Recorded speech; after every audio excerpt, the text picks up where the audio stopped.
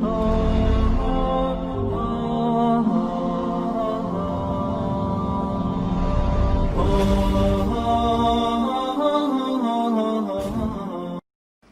نبی نے فرمایا تمہیں سب سے بڑے کبیرہ گناہ بتاؤں؟ الا اخبرکم بے اکبر الکبائر۔ آپ ایسے بیٹھے ہوئے تھے، ایسے آپ نے کہا الاشراک باللہ، شرک، یوں بیٹھے ہوئے۔ پھر فرمایا اللہ کا شکر ہے ہم میں کوئی مشرک نہیں، ہم شرک سے پاک ہیں۔ حقوق الوالدین، شرک کے ساتھ جوڑا، ماں باپ کی نافرمانی، حقوق، اور یہ واحد نافرمانی ہے جس کے لیے نافرمانی کا لفظ نہیں ہے، حقوق۔ نافرمانی کے لیے ہوتا ہے معصیت، من یعص اللہ ورسولہ، سبحان اللہ۔ اللہ اپنے لیے عام لفظ استعمال کرتا ہے جو اللہ رسول کا نافرمان، ماں باپ کے لیے حقوق کا لفظ استعمال کرتا ہے، اور حقوق کا مطلب نافرمانی نہیں ہے۔ یوں بیٹھے ہوئے، حقوق کا مطلب سمجھانے لگوں آپ کو۔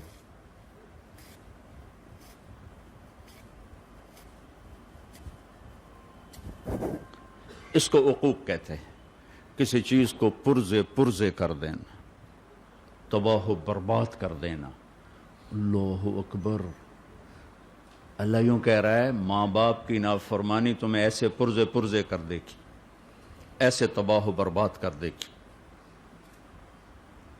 ہاں اگر وہ نافرمانی کا کہیں پھر نہیں ماننی، ماں ہی کہے رشوت لے آ، وہ نہیں ماننی، لیکن شریعت کے اندر ماں باپ کو تنگ کرنا یہ نتیجہ ہے اس کا، تو پرزے ہو جاتا ہے۔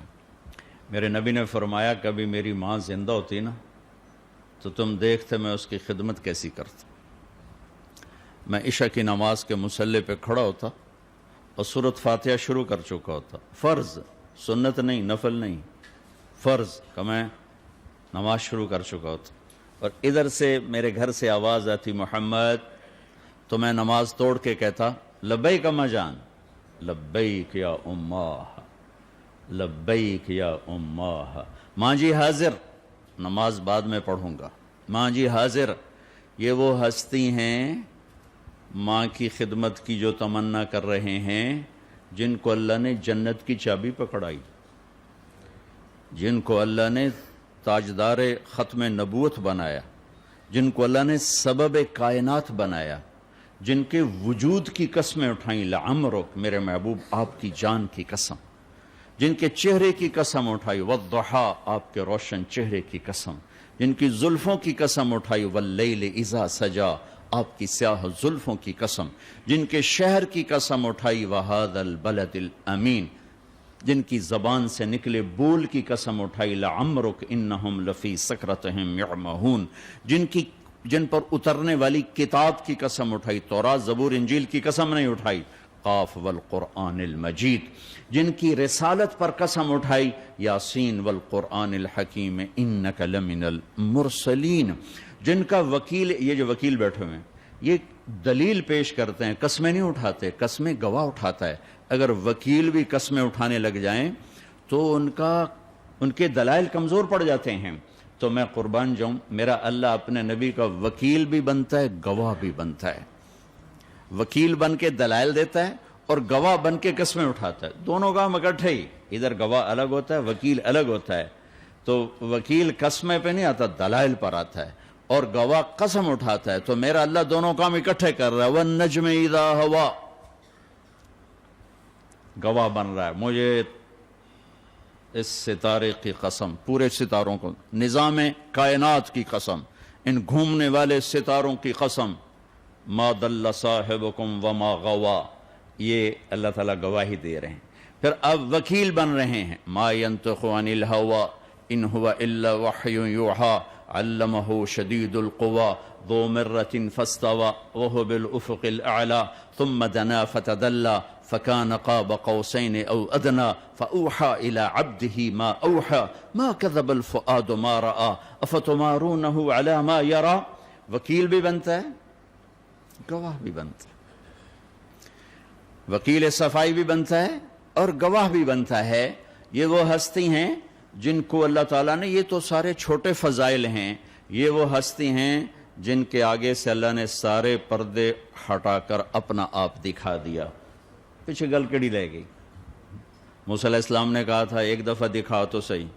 تو اللہ نے ایک تجلی ڈالی تو 40 دن ہوش نہیں آیا, اور یہاں سارے پردے اٹھا کر آپ نے ایک دفعہ جبریل سے پوچھا تو نے اللہ کو دیکھا ہے؟ کہ یا رسول اللہ دیکھنا, اگر میں نور کے پردوں کے قریب بھی چلا جاؤں تو جل کے خاک ہو جاؤں گا. اور وہ سارے پردے اٹھا کر حبیب اللہ اور اللہ آمنے سامنے ہم کلام ہو رہے ہیں. آپ ان کا مقام تو دیکھو. لقد جاءکم رسول من انفسکم, ایسی ہستی میں نے آج تک پیدا ہی نہیں کی. من انفسکم, انفسکم, کہ حسن یوسف بھی جن کے سامنے غلام بن کے گر گیا, اور کائنات جن کے ذات کے سامنے سکڑ کے باندی بن گئی. اور دیکھو نا, ایک میری پسند کا لیول ہے, ٹھیک ہے, ایک جہاں زیب کی پسند کا لیول ہے, ایک صدر پاکستان کی پسند کا لیول ہے, ایک کسی اللہ کے عارف محبوب مقرب کی پسند کا لیول ہے. تو بڑھتا جائے گا نا. اللہ کی پسند کا لیول کوئی قائم کیا جا سکتا؟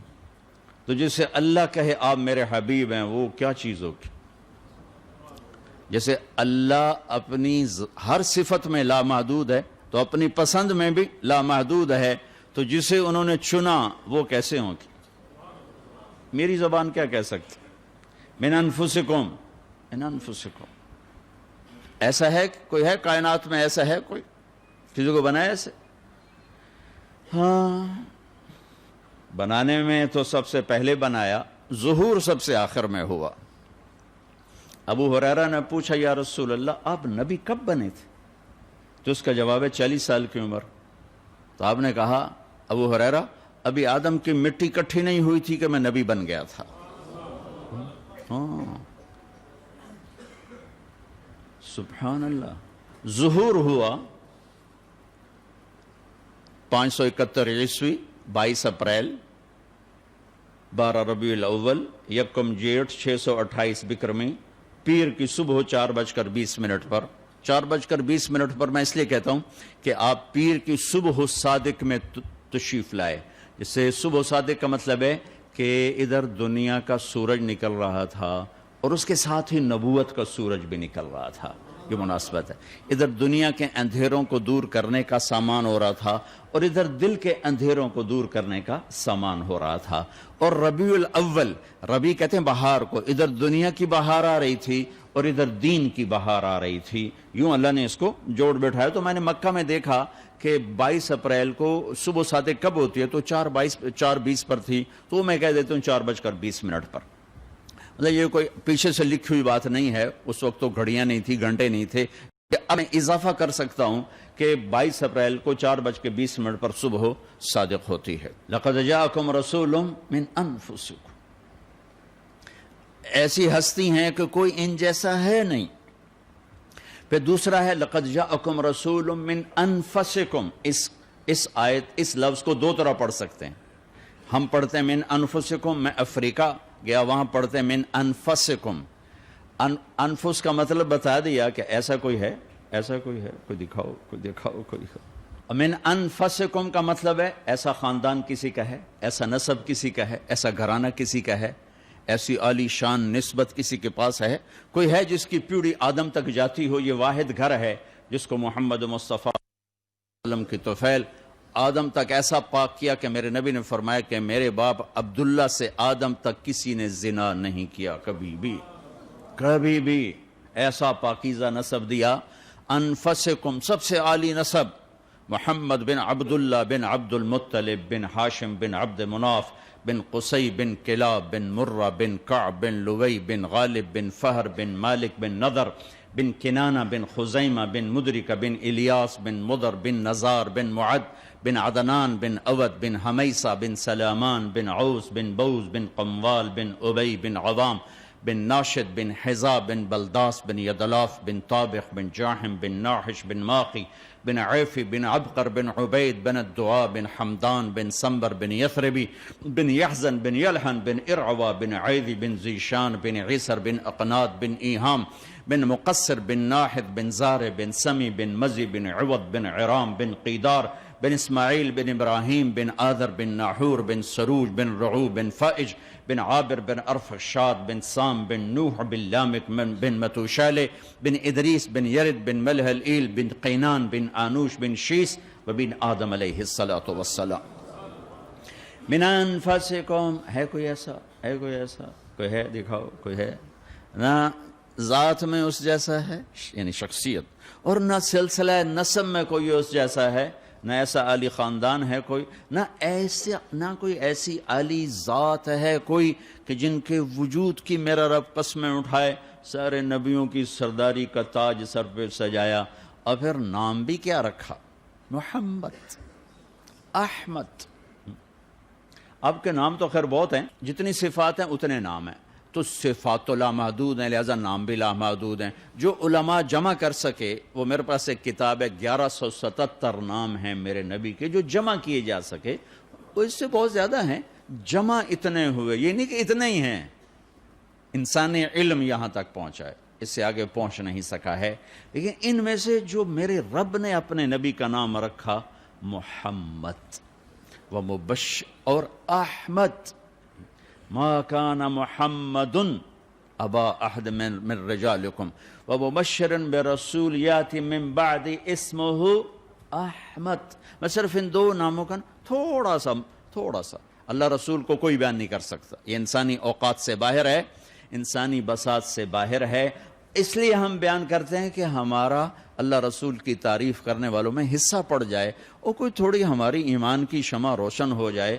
مسئلے مسائل آپ کو سارے پتہ. آپ میں سے کسی کو یہ معلوم نہیں کہ نماز فرض ہے، کیوں چھوڑتا ہے؟ آپ میں سے کسی کو یہ معلوم نہیں کہ صحیح تولنا کا حکم ہے، غلط تولنے کا حکم نہیں ہے، ڈنڈی مارنا حرام ہے، رشوت لینا حرام ہے.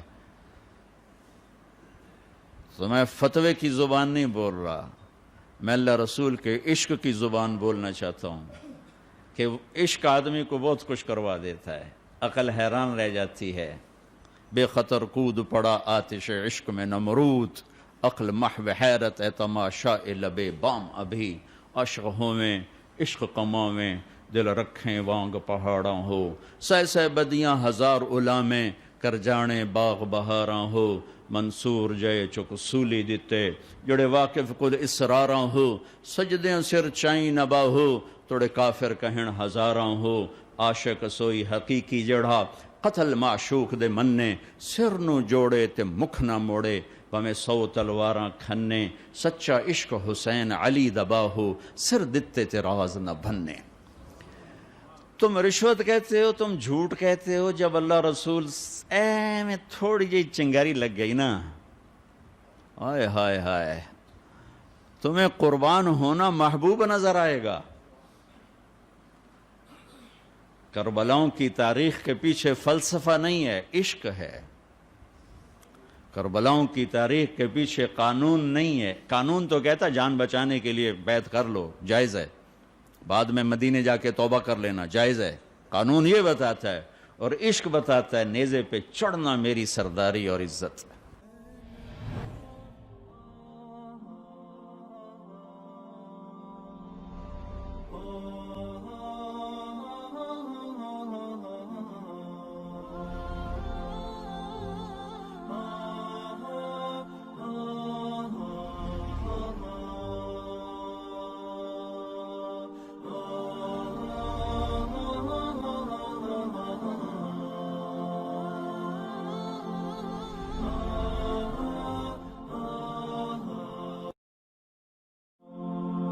Oh